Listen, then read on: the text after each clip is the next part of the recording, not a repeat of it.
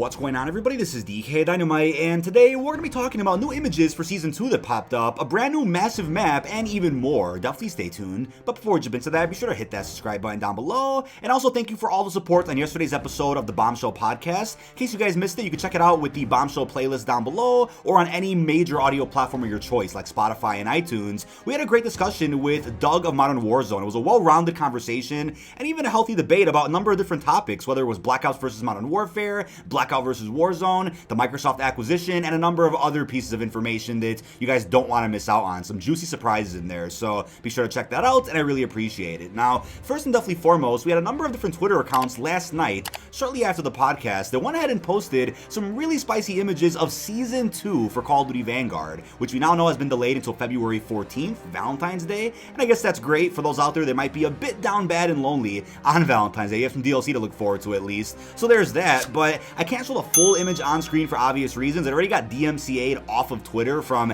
any accounts that posted about it, so I'm being very careful discussing all of this so I don't get in trouble myself. Wouldn't want to see that. But essentially, the cover art for Season 2 does have a blue logo, and you guys know blue's my color, and blue is the theme of Season 3 for Black Ops Cold War last year, but will be the theme for Season 2 of Vanguard this year. It showcases 3 operators in front of some tanks and a motorcycle. It looks like there's a volcano behind them as well, and it's a bit of a darker setting going on, so I'm wondering if this is supposed to be a darker version of Caldera. Maybe we'll get to see some night and day cycles on the map, kind of similar to what Fortnite's doing right now. Maybe there'll even be a Volcano live event. I think that's an obvious one to see Peak go away at some point over the course of this season. Something we talked about with Doug yesterday on the podcast is that Caldera might not stick around past the end of Season 6 for Call of Duty Vanguard. It may get replaced with another big map next year with the launch of Modern Warfare 2. When I say next year, I mean this fall, actually, of 2022, but you know what I mean. It's almost next year. And I think there's some big potential for an event like that. I mean, I want to see Warzone do more live events, and if we get one as soon as Season 2, that would be amazing. So maybe that's what this is hinting at. If not, then just a bit of a darker setting in an environment that we just don't recognize right now.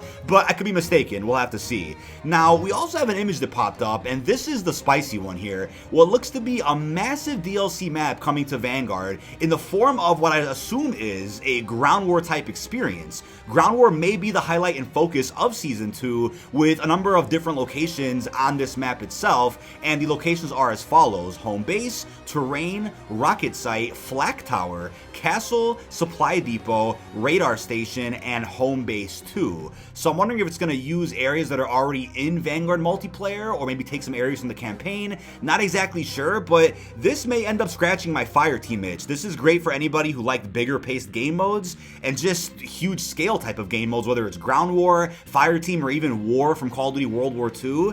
And that's the thing, you know, I think if every season brings out something real special for multiplayer, it can really win back the trust of people who may have given up this game already or got frustrated with how broken everything is. Now, something I brought up many times before is that if Sledgehammer had more time to make Vanguard, there's no doubt in my mind they would have at least considered putting together a cinematic war type game mode where it's a massive environment that they can kind of break up into pieces to use some of those environments for 6v6 or for Champion Hill, whatever the case. But like you saw in World War II, there were these massive environments, and as you complete objectives, you get access to the next part of the map, and then the next after that, and then you could switch sides. It was a really well-rounded mode in my opinion. I certainly really enjoyed it. I played a hell of a lot of War a couple of years ago, and I think it's more surprising to me that Headquarters wasn't put into Vanguard, since with the power of new-gen hardware and, you know, the Call of Duty engine taking a bit of a shift from what we had years ago to now the Modern Warfare engine, I think something like Headquarters would have worked so well. But maybe that was something that was only thought of by Condrey and Schofield, who led Sledgehammer at the time. Maybe the rest of the studio doesn't have interest in bringing back something that big, but I think that is a great feature, a really cool social space for this franchise that we haven't really seen other than in World War II. So maybe whenever devs get more time in the future to work on these games, we can see something ambitious like that yet again. I'm game for it. Hope you guys are as well. Now, I'm sure you already noticed that I mentioned Castle, a World at War remake that's already in Vanguard multiplayer, as being a part of this new ground war experience. So yeah, there's no doubt in my mind they're going to borrow maps that are probably already in the game, or maybe we're just in campaign and not multiplayer, stick them into this big experience. What about Flak Tower though? That's a map from World War II 2017 multiplayer, which hasn't been remade yet here for Vanguard. So there's maybe 3 things that can happen here. 1, Flak Tower comes back as a 6v6 map, and then they also just throw it over into this ground war experience, or pops up in ground war first, then becomes a 6v6 map later on in Season 2, maybe during Reloaded or a future update, or will be just just exclusive to whatever this big map experience is going to be? Let me know what you're thinking about that down below, but I'm totally game for good World War II maps that were in 2017's game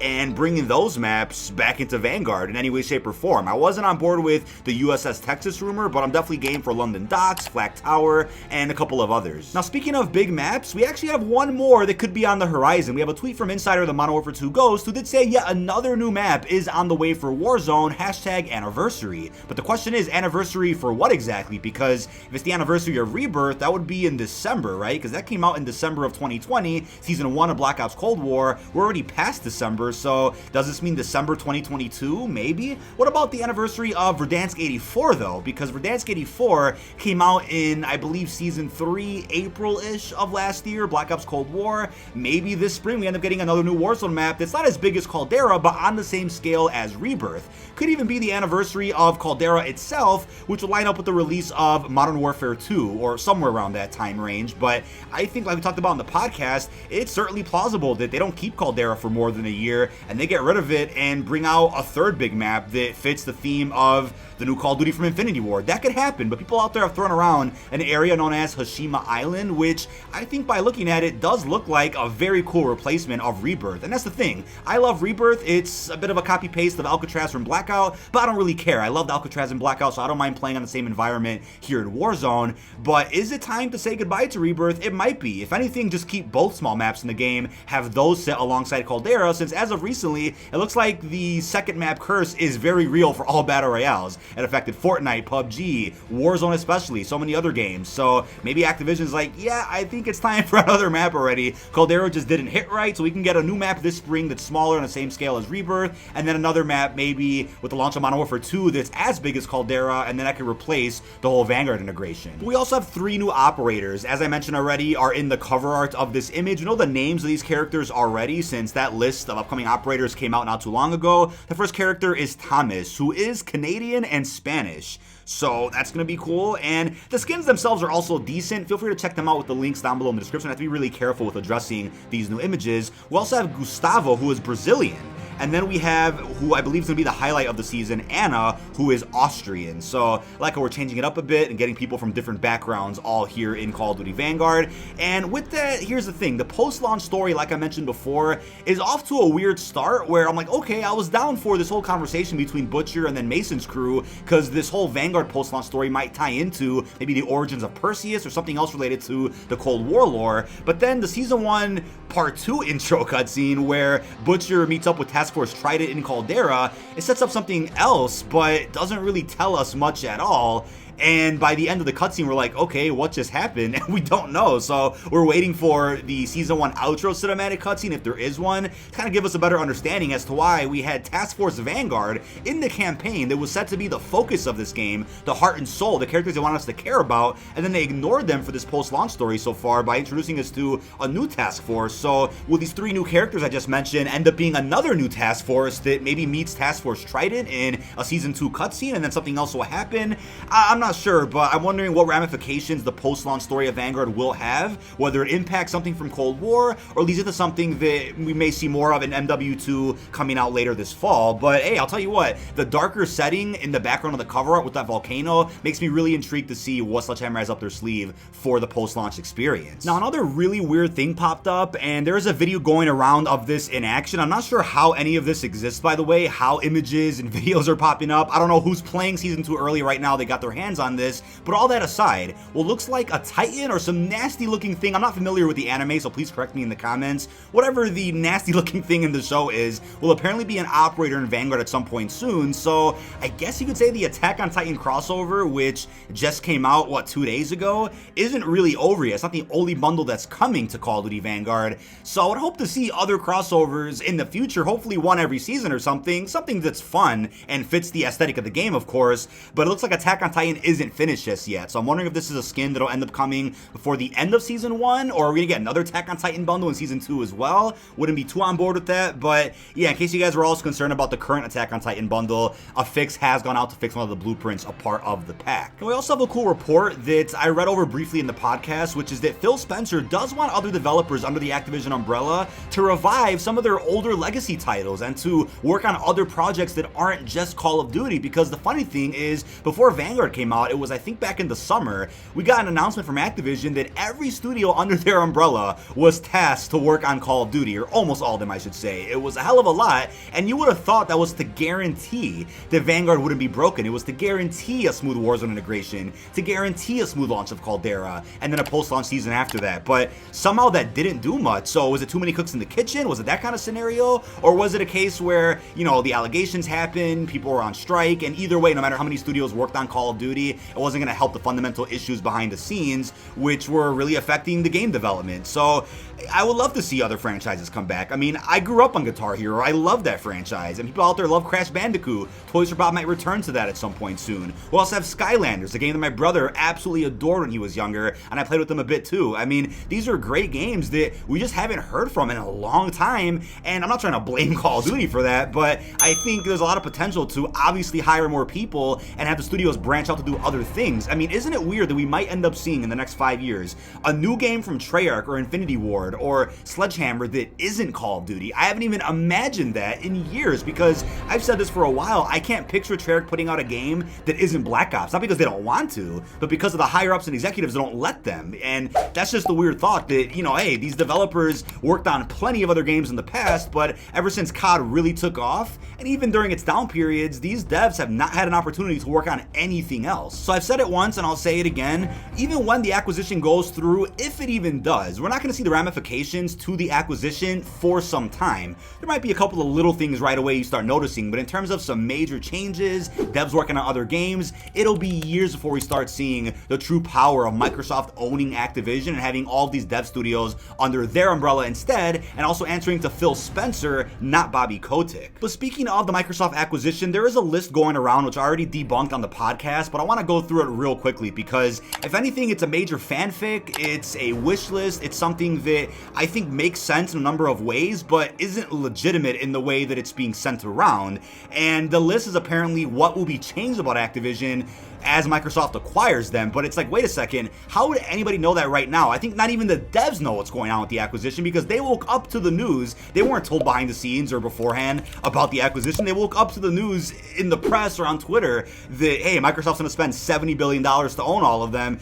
And so with that being said, how would a list already be out there of what changes are going to happen to these games? It would take months, if not years, to get these things in motion. And these things might happen, don't get me wrong, but as of right now, they're not guaranteed. So the list does include COD will remain a 4-person competitive game, multiplayer will still remain being paid for, COD will remain a boots-on-the-ground title, COD will go back to Xbox exclusives, CDL will dissolve, and MLG will return for COD 2023, and already, I'm just going to say, I mean, the acquisition doesn't even go through, if it does, until June 2023, which is before Treyarch's new game comes out. I mean, I feel like, if anything, it's not going to really affect Treyarch's next game at all. It'll affect COD 2024, if there is one after that. That's just my opinion. COD will have a universal rank system that will follow you throughout each COD release, will be on release for each COD starting with COD 2023. MLG will go back to console only for COD starting with COD 2023. The game will go on a 2 to 3 year game cycle. Starting with COD 2023, Microsoft will have all devs, IW, Treyarch, Sledgehammer, work on the same COD. It's kind of already debunked with Phil Spencer's comment about wanting them to do other things. New Battle Royale mode coming out alongside COD 2023. New Battle Royale will be its own separate game, not tied in with COD, unlike how Warzone is tied to MW 2019. We know that doesn't make sense either. They want Warzone to compete with another Battle Royale? Probably not. If that's the case, bring Blackout back.